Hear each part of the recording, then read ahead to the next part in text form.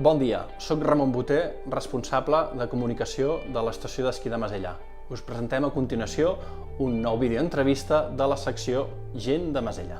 La tasca dels controladors és supervisar que es faci un bon ús dels forfets de dia o bé dels abonaments de temporada. Dit de forma més planera, que ningú es coli a les instal·lacions sense el forfet o l'abonament corresponent.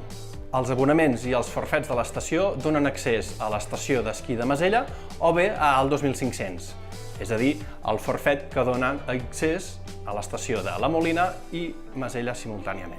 Oficines d'atenció a l'esquiador del Pla de Masella i a la web www.masella.com teniu a la vostra disposició per a més informació la normativa d'ús de forfets i abonaments a l'estació. A continuació us passem amb Lourdes Coc, controladora de forfets, i us explicarà en més detall les seves tasques. Hola, bon dia, em dic Lourdes Coc i soc controladora de forfets a Masella. Ara us explicaré una mica les meves funcions en el remuntador. La nostra feina consisteix en revisar els forfets dels clients, ja siguin de dia o de temporada, i mirar que el portin ben posat. I si no és així, el que fem és que els hi canviem perquè no puguin tenir cap problema durant el dia. Una altra de les meves funcions també és fer aquestes pissarres on informem els clients de les promocions, de l'esquí nocturn i d'altres esdeveniments que fem.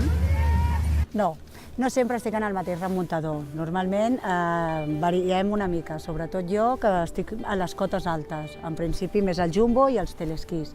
A les zones baixes som 5 controladors i n'hi ha un a cada entrada principal. I en aquests moments ara ens desplacem perquè vaig a controlar una estona a Comoriola. Quan detectem alguna incidència en els forfets, el que hem de fer és assegurar-nos que el forfet és correcte i llavors ens esbrinem una mica de diferents maneres la procedència del forfet.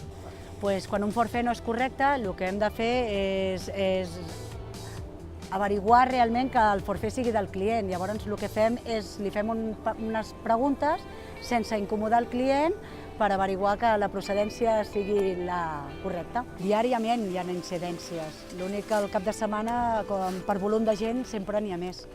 Al cap de setmana, com que és diferent, hi ha molta més gent, podem arribar a tenir fins 50-60 incidències diàries. Quan ens trobem en aquests casos, el que fem és que informem el client que s'ha equivocat d'estació, que no és correcte, i com que no el podem deixar passar, l'enviem a que vagi a l'oficina d'atenció a l'esquiador. En aquest cas, evidentment, se'ls retira l'abonament de temporada i se'ls comunica que han d'anar a l'oficina d'atenció a l'esquiador. Normalment ja ho veus una mica amb antelació. Quan estan entrant a la cua, ja veus l'actitud una mica de la persona. Es crea un vincle molt especial, perquè hi ha clients que venen cada dia i vulguis o no, nosaltres els controladors som la cara visible de l'estació, on els que més veuen i amb els que més xerren, i qualsevol cosa ens ho demanen o ens ho diuen a nosaltres.